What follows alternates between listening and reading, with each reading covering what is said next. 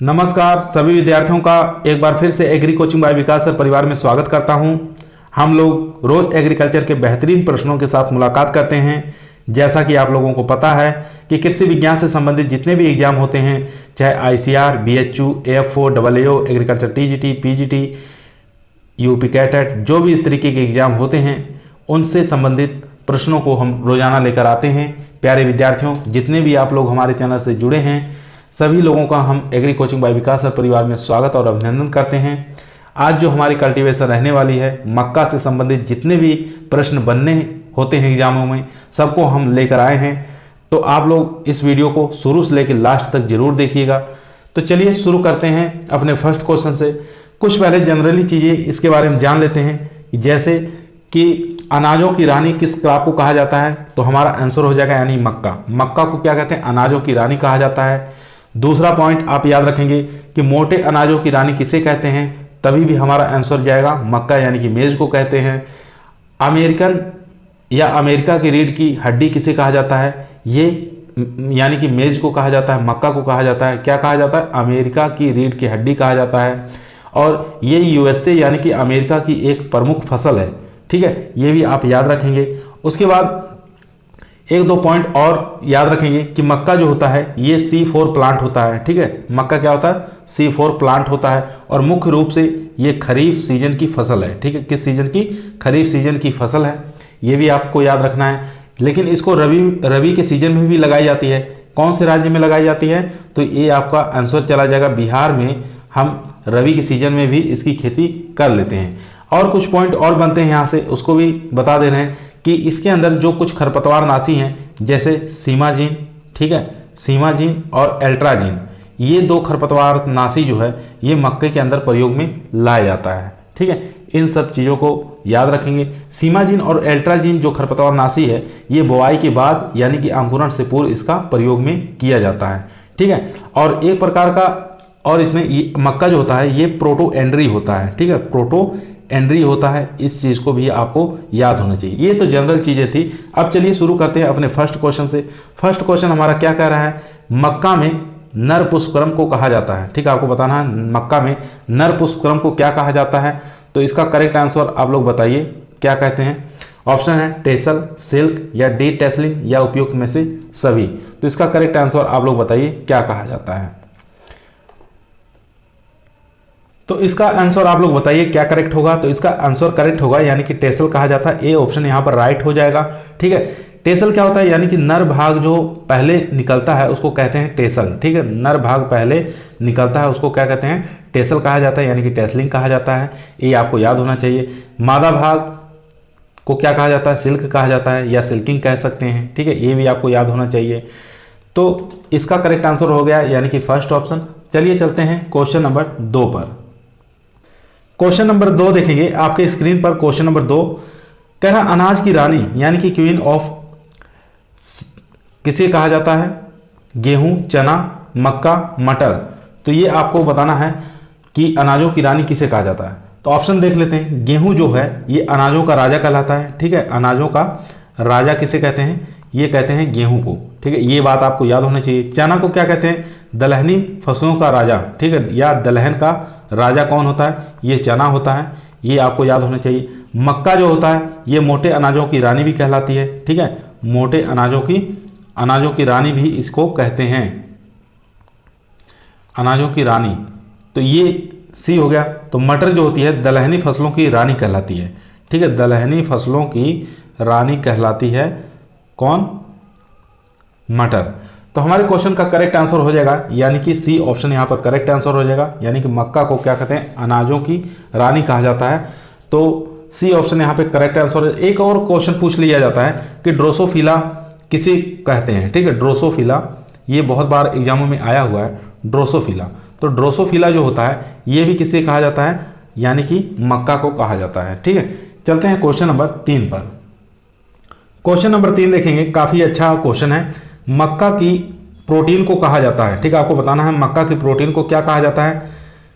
ओराइजीन, gluten, albumin या gene कहा जाता है। इन चारों में से बताइए कौन सा करेक्ट आंसर हो जाएगा। तो इसका करेक्ट आंसर हो जाएगा यानी कि मक्का की प्रोटीन को जीन कहा जाता है। ठीक है, डी ऑप्शन यहाँ पर राइट हो जाएगा। ओराइजेनिन किस में होता है, यानी कि किसकी प्रोटीन को कहते हैं, तो धान की प्रोटीन को ओराइजेनिन कहा जाता है। ग्लूटीन ये जानते हैं गेहूं जो होता है उसकी प्रोटीन को कहा जाता है, ठीक है। एल्ब्यूमिन ये किस में पाया जाता है, तो जौ के अंदर पाया जाता है। ये सभी ऑप्शन को आपको याद होना चाहिए, ठीक है। एक और क्वेश्चन यहाँ पे बनता है कि मक्का के अधिक प्रयोग से मनुष्य में कौन सा रोग हो जाता है, ये भी काफ़ी इंपॉर्टेंट है। तो पेलाग्रा नामक रोग हो जाता है, ठीक है। पेलाग्रा नामक रोग हो जाता है जिसको हम गंजापन कहते हैं। अगर अधिक प्रयोग कर रहे हैं मक्के का तब ये रोग हो जाता है। चलिए चलते हैं क्वेश्चन नंबर 4 पर। क्वेश्चन नंबर 4 आपकी स्क्रीन पर है। क्वेश्चन नंबर 4 कह रहा है निम्नलिखित में से किसमें स्वीट कॉर्न कहा जाता है, ठीक है। आपको बताना है किस मक्के को स्वीट कॉर्न के नाम से जाना जाता है। जिया मेज इंडोराटा, जिया मेज इंडेंटेटा, या जिया मेज सेकेरेटा, या जिया मेज ट्यूनिकाटा। इन चारों में से बताइए कौन सा करेक्ट आंसर हो जाएगा। तो स्वीट कॉर्न किसे कहते हैं, तो इसका करेक्ट आंसर हो जाएगा, यानी कि सी ऑप्शन जो लोग सोच रहे हैं वो लोग एकदम करेक्ट हैं। जिया मेज सेकेरेटा को क्या कहते हैं, स्वीट कॉर्न के नाम से जाना जाता है। जिया मेज इंडोराटा, इसके बाद इसके बारे में भी आपको याद होना चाहिए, इसको फ्लिंट कॉर्न कहते हैं, ठीक है। इसको क्या कहते हैं, फ्लिंट कॉर्न कहा जाता है।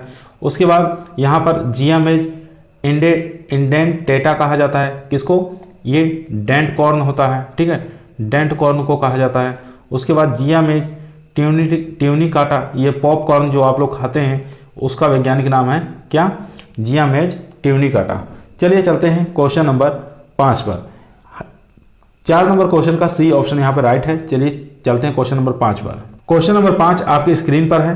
क्वेश्चन नंबर 5 कह रहा है मक्का में बीज उत्पादन के लिए डबल क्रॉस तकनीक किसने विकसित किया, E.M. ईस्ट ने, J.H. सल ने, या D.F. जॉन्स ने, या उपयुक्त में से कोई नहीं। तो एक होता है सिंगल क्रॉस तकनीक, एक होता है डबल क्रॉस तकनीकी। यहाँ पे डबल तकनीक के बारे में पूछा है तो इसका करेक्ट आंसर हो जाएगा, यानी कि D.F. जॉन्स के द्वारा ये तकनीक प्रतिपादित की गई थी। कब की गई थी, ये 1920 में प्रतिपादित की गई थी। कहाँ पर की गई थी, भारत में प्रतिपादित की गई थी। इन सबको आपको याद होना चाहिए। उसके बाद यहाँ पे 2 ऑप्शन जो देख रहे हैं, यानी कि E.M. ईस्ट और G.H. सल, ये कैसी तकनीक है, ये सिंगल क्रॉस तकनीक ही है, ठीक है, सिंगल क्रॉस तकनीक ही है। ये भी आपको याद होना चाहिए। ये कब प्रतिपादित की गई थी, 1910 में प्रतिपादित की गई थी। कहाँ पर, USA में प्रतिपादित की गई थी। ये सब चीज़ें आपको याद होनी चाहिए। चलिए चलते हैं क्वेश्चन नंबर 6 पर। दोस्तों अगर आप लोगों को एग्रीकल्चर के किसी भी एग्जाम में सिलेक्शन लेना है तो आप लोग ईमानदारी के साथ चैनल को सब्सक्राइब जरूर करें। यह आपका परिवार है और यहाँ पर सरकारी नौकरी का हमेशा प्रयास किया जाता है, तो अच्छे अच्छे क्वेश्चनों को लाया जाता है, तो इसलिए आप लोग चैनल को जरूर सब्सक्राइब करें। तो चलिए क्वेश्चन नंबर 6 देखते हैं। 6 नंबर क्वेश्चन कह रहा है हाइब्रिड मक्का की बीज दर कितनी होती है, 15 से 20 किलोग्राम प्रति हेक्टेयर, या 25 किलोग्राम प्रति हेक्टेयर, 40 से 50 किलोग्राम प्रति हेक्टेयर, या उपयुक्त में से सभी। तो एक चीज़ आप यहाँ याद रखेंगे कि मक्का जो होती है अधिकतर खरीफ सीजन की फसल है, ठीक है, खरीफ में इसकी बुआई करते हैं। तो खरीफ में बुआई करने के लिए सामान्य रूप से तो इसके बीज दर लगेगी कितनी, 15 से 20 किलोग्राम, ठीक है। अगर हम हरे चारे के रूप में उपयोग कर रहे हैं, चारा, ठीक है, हरा चारे के रूप में प्रयोग कर रहे हैं, तब हमारा बीज दर कितना लगेगा, 40 से लेके 50 किलोग्राम, ठीक है। ये चारा जायद के सीजन में लगाते हैं, ठीक है, जायद के सीजन में लगाया जाता है। तो यहाँ पे हाइब्रिड के लिए पूछा है, तो हाइब्रिड के लिए सीड रेट लग जाएगा, यानी कि 25 किलोग्राम, ठीक है, 20 से लेके 25 किलोग्राम प्रति हेक्टेयर सीड रेट लगता है। तो हमारा बी ऑप्शन यहाँ पर करेक्ट आंसर हो जाएगा। चलिए चलते हैं क्वेश्चन नंबर 7 पर। क्वेश्चन नंबर 7 आपके स्क्रीन पर है। क्वेश्चन नंबर 7 कह रहा है मक्का की जलमांग होती है, जलमांग बताना है मक्का की, 450 से 650, 500 से लेके 800, 900 से लेके 2500, या 1500 से लेके 2500। तो फर्स्ट ऑप्शन से शुरुआत करते हैं। 450 से लेके 650 जो हो जाएगा, ये हो जाएगा आपके गेहूं का, ठीक है। उसके बाद 500 से 800 की बात करें तो ये हो जाएगा हमारे मक्का का, यानी बी ऑप्शन यहाँ पर राइट आंसर हो जाएगा। सी की बात कर लेते हैं, 900 से लेके 2500, ये हो जाएगा धान का, ठीक है, ये आप ध्यान देंगे। और यहाँ पे 1500 से लेके 2500 जो हो जाएगा, ये हो जाएगा गन्ने का जलमांग, ठीक है। तो यहाँ पे सी ऑप्शन, बी ऑप्शन इसमें राइट हो जाएगा। चलिए चलते हैं क्वेश्चन नंबर 8 पर। क्वेश्चन नंबर 8 आपके स्क्रीन पर है। मक्का में डेड हार्ट होता है, ठीक है, बताना है डेड हार्ट होता है मक्के की तना मक्खी, तना छेदक, सफ़ेद लट, या उपयुक्त में से कोई नहीं। तो इसका करेक्ट आंसर बताइए क्या हो सकता है। तो इसका करेक्ट आंसर हो जाएगा डेड हार्ट जो होता है ये मक्के के अंदर तना छेदक होता है, यानी कि बी ऑप्शन यहाँ पे राइट आंसर हो जाएगा। ठीक है, कभी कभी क्वेश्चन पूछ लेता है कि ये तना छेदक जो होता है किसकी मुख्य समस्या जो होता है किस फसल की है। तो मुख्य समस्या जो होती है ये सबसे ज़्यादा जो प्रभावित करता है ये, जैसे ऑप्शन हम दे रहे हैं, गन्ना, बाजरा, ज्वार और मक्का। तो ये 4 ऑप्शन है, इसमें से बताइए ये तना छेदक जो होती है किस फसल की सबसे मुख्य समस्या है। तो इसका करेक्ट आंसर हो जाएगा यानी कि ज्वार का ये मुख्य समस्या है। ठीक है, तना छेदक। चलिए चलते हैं क्वेश्चन नंबर 9 पर। क्वेश्चन नंबर 9 आपके स्क्रीन पर है। क्वेश्चन नंबर 9 कह रहा है निम्नलिखित में से Zn की कमी से होने वाला रोग नहीं है। ये आप याद ध्यान देंगे यहाँ पे कि होने वाला रोग नहीं है Zn की कमी से। ठीक है, तो धान का खैरा रोग ये Zn की कमी के कारण होता है। मक्का में श्वेत कली रोग ये भी Zn की कमी के कारण होता है। कपास की छोटी पत्ती रोग ये भी किसके कारण होता है, Zn की कमी के कारण होता है। ये सब तीनों हो जाएंगे Zn की कमी के कारण। लेकिन यहाँ पे दिया है जौ में ग्रे स्पाइक जो होता है, ये हमारा आंसर एकदम राइट हो जाएगा क्योंकि यह मैग्नीशियम की कमी के कारण होता है। ठीक है, Mg की कमी के कारण होता है, ये आप याद रखेंगे। तो हमारे क्वेश्चन का करेक्ट आंसर हो जाएगा डी। चलिए चलते हैं क्वेश्चन नंबर 10 पर। क्वेश्चन नंबर 10 आपके स्क्रीन पर है। क्वेश्चन कर रहा है निम्नलिखित में से मक्का की संकर किस्म कौन सी है। अंबर है, प्रताप है, हाई स्टार्च है या माही सुगंधा है। इन चारों में से बताइए कौन सी करेक्ट आंसर हो जाएगा। तो माही सुगंधा के बारे में आप लोग जानते हैं किसकी किस्म है, ये धान की किस्म है। ठीक है, और बाकी यहाँ पे अंबर, प्रताप, हाई स्टार्च ये किसकी, मक्का की। तो यहाँ पे पूछा है कि संकर किस्म कौन सी है, तो यहाँ पे सी ऑप्शन राइट आंसर हो जाएगा। ठीक है, तो सी ऑप्शन यहाँ पे करेक्ट आंसर हो जाएगा, यानी कि हाई स्टार्च जो होती है मक्का की संकर किस्म है। ठीक है, और इसके अलावा शक्ति, रत्ना, प्रोटीना जो ये किस्में हैं ये हाईएस्ट प्रोटीन उत्पादन करने वाली किस्में हैं, ये भी आपको याद होना चाहिए। चलिए चलते हैं क्वेश्चन नंबर 11 पर। क्वेश्चन आपके स्क्रीन पर है। क्वेश्चन बताइए इसका आंसर क्या हो सकता है। निम्नलिखित में से मक्का का उत्पत्ति स्थान क्या है। भारत है, अफ्रीका है, मैक्सिको है या चाइना है। तो इसका करेक्ट आंसर हो जाएगा यानी कि मैक्सिको। ठीक है, सी ऑप्शन यहाँ पर राइट आंसर हो जाएगा। कभी कभी मक्का मैक्सिको ना देकर ये पेरू भी दे सकता है, पेरू नहीं दिया है तो दक्षिणी अमेरिका भी दे सकता है। ठीक है, ये भी आपका आंसर याद होना चाहिए। अगर दक्षिणी अमेरिका नहीं दिया है, कभी कभी उष्ण अमेरिका दे देता है। ठीक है, ये चारों ऑप्शन आपको याद होना चाहिए, ये किसी हर एग्जामों में अलग अलग करके दे देता है। दक्षिण अफ्रीका की बात करें तो दक्षिण अफ्रीका में जो उत्पत्ति स्थान है ये बाजरा का है, ये आपको याद होना चाहिए। ज्वार का उत्पत्ति स्थान अफ्रीका माना गया है और तिल का उत्पत्ति स्थान कहाँ माना गया है, ये अफ्रीका माना गया है। तो सी ऑप्शन यहाँ पर करेक्ट आंसर हो जाएगा। ठीक है, चलिए चलते हैं क्वेश्चन नंबर 13 पर। क्वेश्चन नंबर 13 आपका स्क्रीन पर है। काफ़ी अच्छा और लाजवाब ये क्वेश्चन है। ठीक है, क्वेश्चन कह रहा है कि मक्का में सिंचाई की क्रांतिक अवस्था क्या है। टेस्लिंग है, सिल्किंग है या टेस्लिंग या सिल्किंग दोनों है या उपयुक्त में से कोई नहीं। तो इसका करेक्ट आंसर हो जाएगा यानी कि टेस्लिंग और सिल्किंग दोनों है। सी ऑप्शन यहाँ पर करेक्ट आंसर हो जाएगा। अगर पूछे फर्स्ट सिंचाई कब करनी चाहिए, फर्स्ट सिंचाई कब करते हैं मक्का के अंदर, तब हमारी हो जाएगी टेस्लिंग पर प्रथम सिंचाई की जाती है। ठीक है, अगर क्रांतिक अवस्था पूछ रहा है तो टेस्लिंग और सिल्किंग, सी ऑप्शन यहाँ पर राइट आंसर हो जाएगा। चलिए चलते हैं क्वेश्चन नंबर 14 पर। क्वेश्चन नंबर 14 आपके स्क्रीन पर है। काफ़ी अच्छा क्वेश्चन ये भी है। ठीक है, मक्का की प्रथम हाइब्रिड किस्म का नाम बताना है। हाई स्टार्च, किसान, गंगावन या रणजीत, इन चारों में से बताइए कौन सा करेक्ट आंसर हो जाएगा।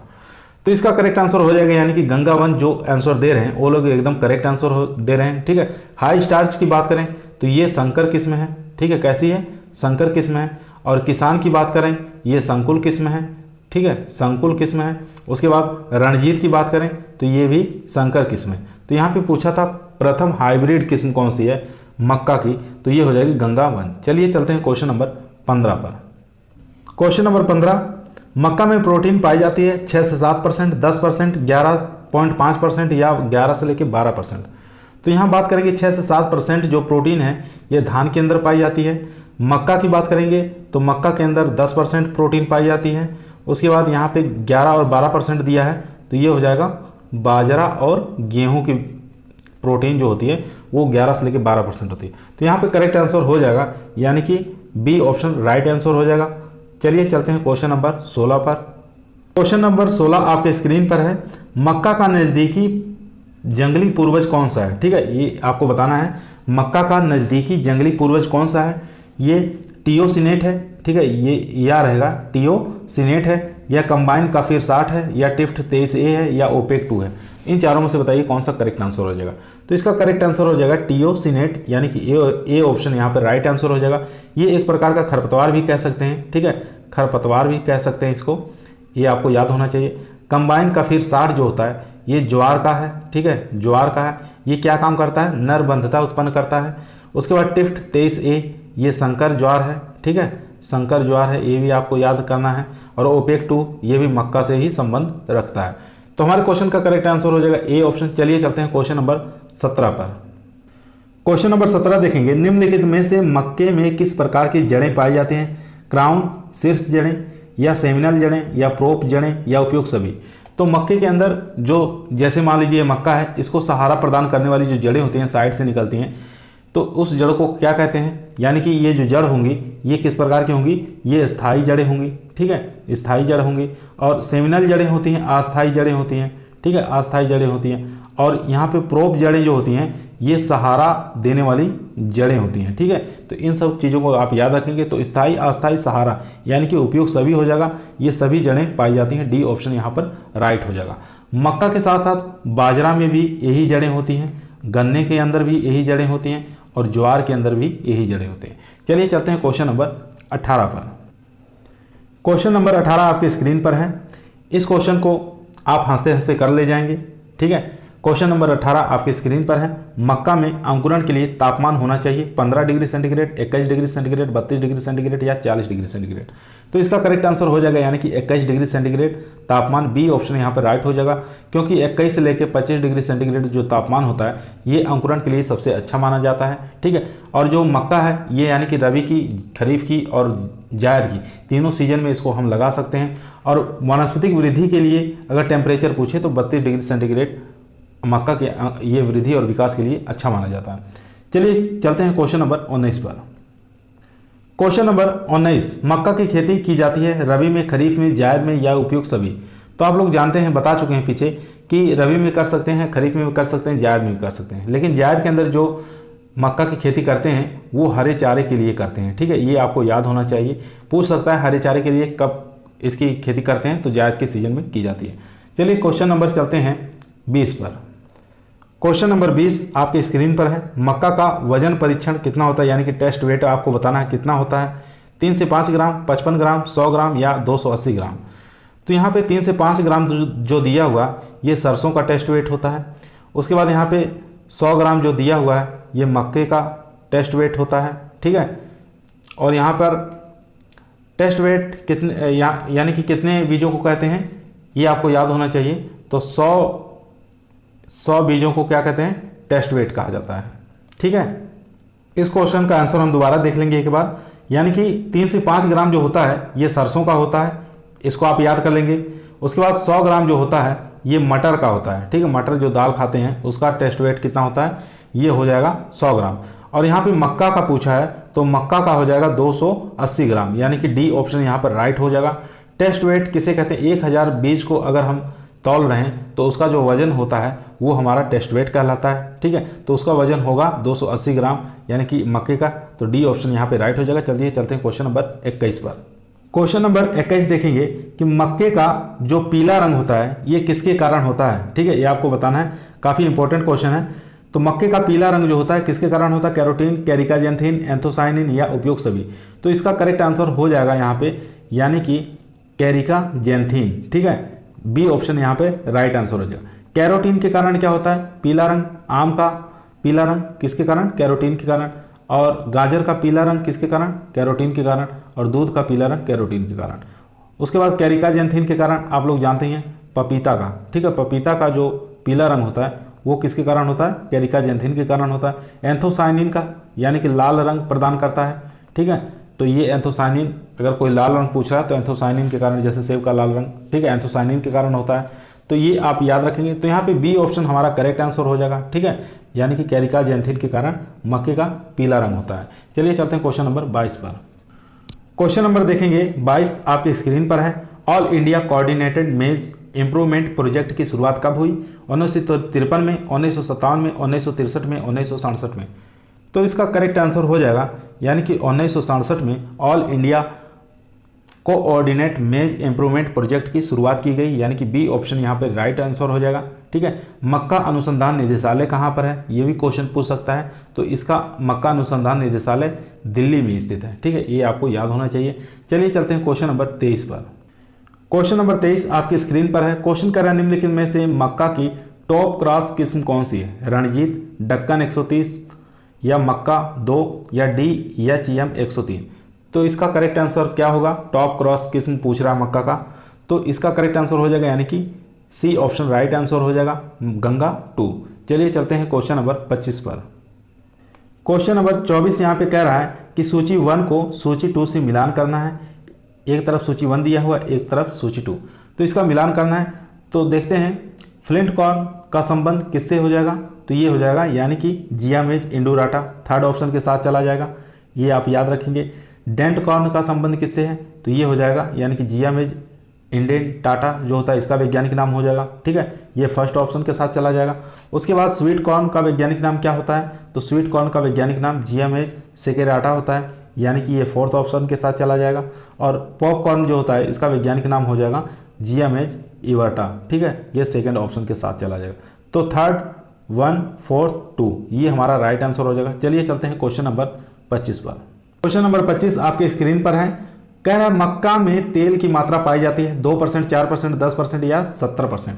तो बात कर लेते हैं, यानी कि 70% जो दिया हुआ है ये CHO पाया जाता है, यानी कि कार्बोहाइड्रेट की मात्रा कितनी पाई जाती है, ये 70% पाई जाती है, ये आपको याद होना चाहिए। ठीक है, उसके बाद बात कर लेते हैं 10% जो होता है ये मक्के के अंदर प्रोटीन की मात्रा पाई जाती है। ठीक है, मक्के के अंदर प्रोटीन की मात्रा कितनी पाई जाती है, 10% पाई जाती है। तेल की मात्रा कितनी पाई जाती है, ये पाई जाती है 4%। ठीक है, मक्के के अंदर। तो यहाँ पे हमारा बी ऑप्शन एकदम करेक्ट आंसर हो जाएगा। चलिए चलते हैं क्वेश्चन नंबर 26 पर। क्वेश्चन नंबर 26 आपके स्क्रीन पर है। कह रहा है निम्नलिखित में से कौन सा C4 पौधा है, ज्वार, बाजरा, मक्का या उपयुक्त सभी। तो ज्वार की बात कर लेते हैं तो C4 प्लांट है, मक्का की बात कर लेते हैं ये भी C4 प्लांट है, और बाजरा की बात कर लेते हैं ये भी C4 प्लांट है। तो और इसके साथ आप गन्ना को भी याद रखेंगे। ठीक है, गन्ना भी कैसा होता है, C4 प्लांट होता है। ये जितने भी प्लांट्स होते हैं ये 60 डे प्लांट है। ठीक है, SDP है, ये आपको याद रखेंगे। मक्का क्या है, SDP है, 60 डे प्लांट है। चलिए चलते हैं क्वेश्चन नंबर 27 पर। ये क्वेश्चन इसका डी ऑप्शन इसमें करेक्ट आंसर हो जाएगा, यानी कि उपयुक्त सभी। क्वेश्चन नंबर 27 आपके स्क्रीन पर है। मक्का में गुणसूत्र संख्या 2n बराबर होता है 14, 20, 42 या 24। इन चारों में से बताइए कौन सा करेक्ट आंसर हो जाएगा। 14 की बात कर लेते हैं तो ये हो जाएगा बाजरे का क्रोमोसोम नंबर 2n बराबर कितना 14 होता है। 20 की बात कर लेते हैं तो 2n बराबर 20 जो होता है ये हो जाएगा किसका, मक्के का हो जाएगा। तो बी ऑप्शन यहाँ पे राइट आंसर हो जाएगा। 42 की बात कर लेते हैं तो ये हो जाएगा गेहूं की। 24 की बात कर लेते हैं तो ये हो जाएगा धान का। ठीक है, चलिए चलते हैं क्वेश्चन नंबर 28 पर। क्वेश्चन नंबर 29 आपके स्क्रीन पर है। क्वेश्चन कह रहा है कि निम्नलिखित में से मक्का की संकुल किस्म कौन सी है। संकुल किस्म का नाम बताना है। अंबर है, किसान है, विजय है या उपयुक्त सभी है। तो इसका करेक्ट आंसर हो जाएगा यानी कि उपयुक्त सभी, डी ऑप्शन यहाँ पर राइट आंसर हो जाएगा। आज का वीडियो हमारा यहीं समाप्त हुआ है।